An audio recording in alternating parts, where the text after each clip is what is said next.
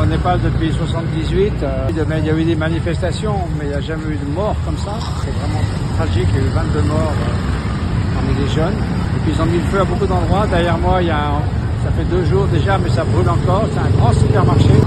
Mais tout ça reflète le mécontentement des populations qui sont extrêmement pauvres, avec un gouvernement un peu corrompu, pour le dire, même plus qu'un peu. Pour l'instant, il n'y a plus de gouvernement et oui, on donc attend. Les jeunes ont dit qu'ils ne voulaient plus rien.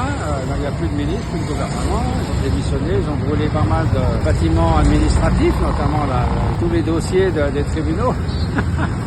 Ils veulent quelque chose de complètement nouveau. Je pense que dans les jours qui viennent, ou la semaine qui vient, ils vont trouver un accord et quelque chose va se passer. Il y a des gens très très bien au Népal. Simplement, souvent, ils ne sont pas au pouvoir. Une de nos missions, c'est de s'adresser à l'extrême pauvreté.